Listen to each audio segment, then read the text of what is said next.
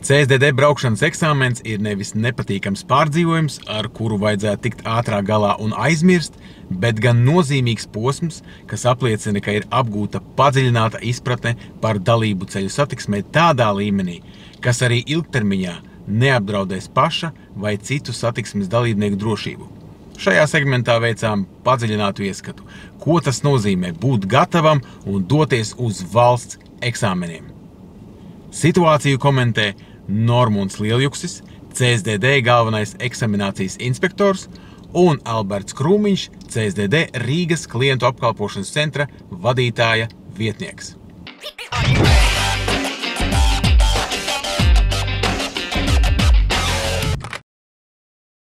Apmācības speciālistu vidū un sabiedrībā valda viedoklis, ka pirmo reizi kārtojot braukšanas eksāmenu, tas ir grūtāks. Savukārt atkārtotās kārtošanas reizes ir vieglākas. Vai ir tāds uzstādījums CSDD, vai tas ir tikai mīts, un kāpēc sabiedrībai tā šķiet? Tas ir mīts, kad ir grūtāk kārtot pirmo eksāmenu, jo šķiet, ka ir grūtāk, jo valda neziņa un biedējot šis nezināmais. Kas notiks, kā notiks, kāpēc notiks, un tāpēc arī atnākot pretendentam uz braukšanas eksāmenu, mēs mēģinām viņām iedvest šo pārliecību, ka viņam viss izdosies, jo viņš jau atnāk šo braukšanas eksāmenu faktiski kā jaunais autovadītājs, tikai vēl bez vadītāja apliecības. Tātad pamatiemaņas, bāzes iemaņas, zināšanas viņam ir. Tiekot galā ar stresu, uztraukumu, tad arī viss izdodās. Jo tāpēc šis te braukšanas eksāmens kopumā viss ir sadalīts vairākos etapos. Pirmais, teiksim, tā ir iesildošais, teorijas jautājums par transporta līdzekli, un tad jau klients, pretendents, teiksim, precīzāk nomierinās, stress pazūd. Protams, ja viņš viņu sev visu laiku neatgādina, ka jāuztraucās, tad arī stress būs visu laiku, bet arī, pieņemsim, kas dara grūtāk šo te braukšanas eksāmenu viņam pašam, ir tieši tie mīti. Kā tu teici jau sākumā, kad ir mīts, kad ir grūtāk. Tas ir leģendas, tautas stāstījumi un tā tālāk, kā viņiem gāja. Tie, kur eksāmenu nokārto ar pirmo reizi vai ar otro reizi, viņiem šie te stāsti nav tik daudz, ka viņi tur gāž vai negāž, vai izgāza, vai speciāli. Ja, tātad tas nenotiek, jo tas ir gan audio, gan video formātā tiek dokumentēts ar automašīnai GPS sistēmu uzstādīt, kas fiksē arī ātrumu. Tā kā tāda interpretācija, ka kāds gribētu izgāzt eksāmenā, tas ir neeksistē. Lielai daļai braukšanas eksāmena kārtotāji uztraukums ievērojami traucē dot savu labāko sniegumu. Vai eksaminatori mēdz iedrošināt vai nomierināt kursantus pirms braukšanas uzsākšanas? Vai jūsu praksē varbūt ir bijuši arī kādi kuriozi gadījumi? Mēs esam nosvērti, korekti un toleranti. Ja klientu ir kādi jautājumi, mēs vienmēr uz viņiem atbildam. Lai cik viņi neliktos dīvaini, varbūt viņam pēc tam pašam, kāds viņš ir uzdevis, bet mēs uz visiem cenšamies atbildēt un sniegt viņam izsmeļošas tātad informāciju gan par transporta līdzekli, gan par eksāmenu procesu, jo uztraukumā, protams, ka viņš ir, kuram tad viņš nav. Jebkurā situācijā cilvēks ir satraucies, bet šis satraukums pēc tam pāriet un vairs neietekmē to eksāmenu rezultātu. Un par kurioziem, kad kā pats jautāja, vai viņi ir bijuši, tas viss tikai uz stresa pamata ir. Un pēc tam, ja cilvēkam to pastāstītu, ko viņš ir jautājis, viņš pats saķertu galvu no pārsteiguma un izbrīna. Ja? Vai jums ir kādi ieteikumi, kā psiholoģiski sagatavoties eksāmena kārtošanai? Ieteikums ir ļoti vienkāršs. Ieklausīties savā instruktora teiktajā, kuru viņš ir stāstījis par eksāmena vērtēšanas un pieņemšanas procesu, jau pašam mācot savu tātad klientu vai pretendentu, jau kurš atnācis ir uz šo eksāmenu.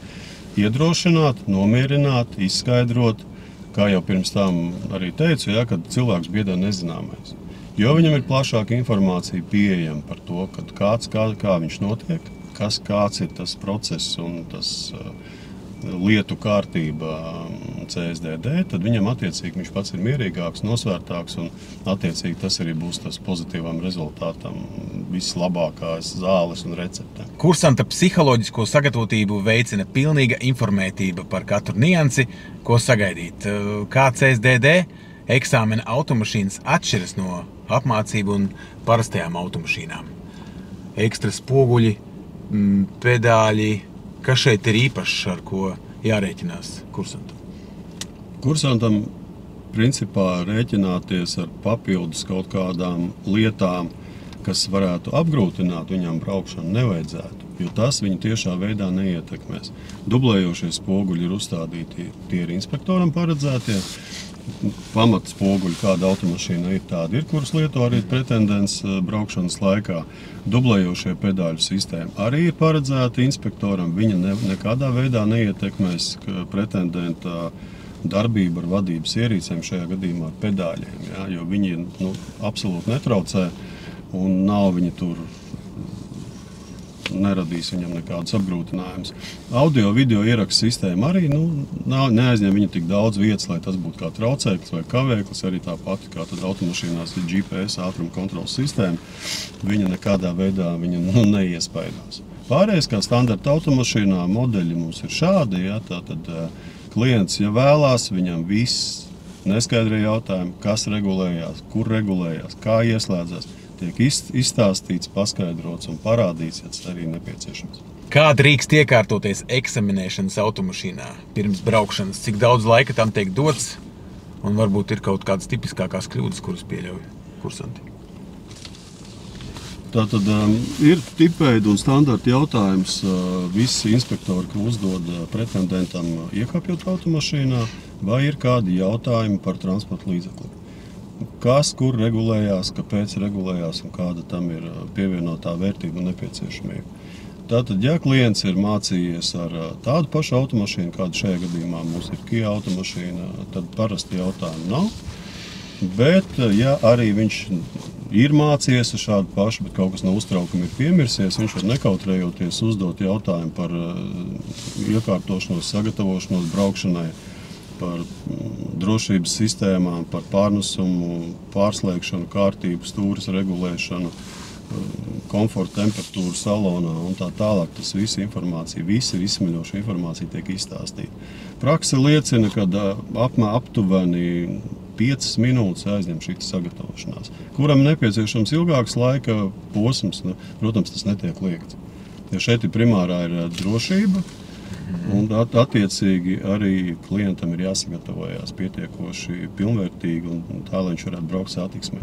Protams, braucot satiksmē, arī, ja ir nepieciešams, var pieregulēt stūri, spoguļus, sēdu pozīciju pie stūres. Tas nav aizliegts, jo šis ir viens no mītiem, kuru mēs arī cenšamies izskaust. Ja reiz sagatavojies, tā tad viss. Nē.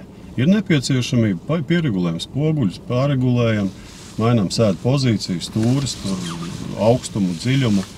Tāda lieta ir atļauta un īstenībā šādi atkal pat nepieciešama. Vēl jau vairāk, ja citi izmanto manevru veikšanā spoguļu pārregulēšanu tātad uz leju, tad viņi, ja piemirstās attiecīgi, paši ņem to vērā un atjaunot uz sākuma pozīcijas vai ērtuma ziņā, kā tur ir ērtāk. Ja piemirstās arī braukšanas laikā, kāda mums ir laika apstākļi, tad nokrišņi regulārie, ja ir piemirsies, kā ieslēgt stikla tīrītāju, tad nevajag kautrēties un jautāt, jo šī arī ir drošība, kas ir. Ja, protams, klients to nedarīs, pats netīrīs to vējstiklu, tad arī to inspektors arī pats var izdarīt.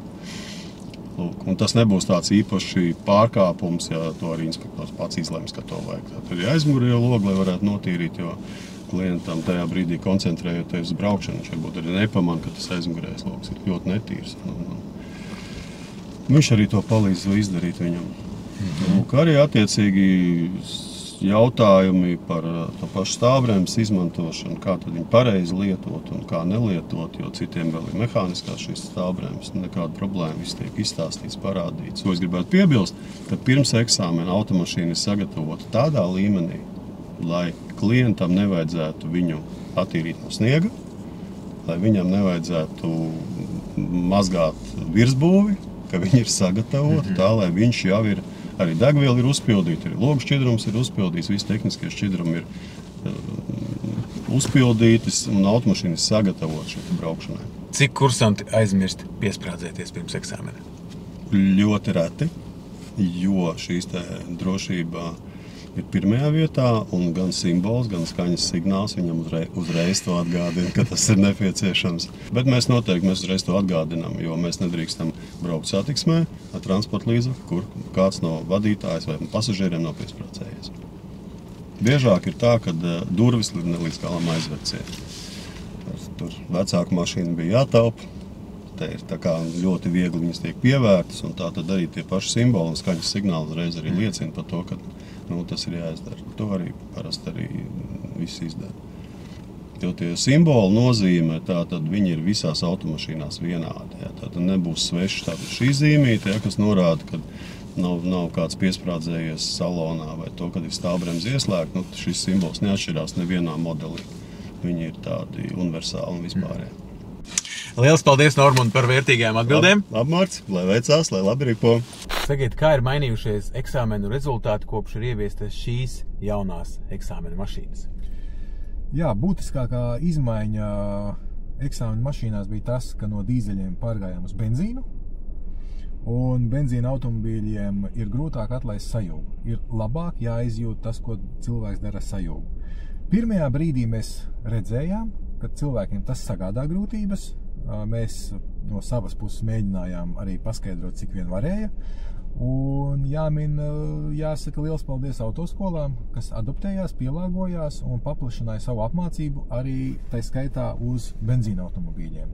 Un uz doto brīdi, es teiktu, mēs esam tikuši pāri pirmā brīža grūtībām, un cilvēki diezgan veiksmīgi kārto eksāmenus uz šiem automobīļiem. Par teorijas eksāmenu. Nu jau kādu laiku CSDD mājaslapā esošais eksāmena tests vairs nav tāds pats kā CSDD eksāmens. Kā tas ir mainījis statistiku un kā tas ir ietekmējis to cilvēku skaitu, kas ar pirmo reizi nokārto eksāmenu?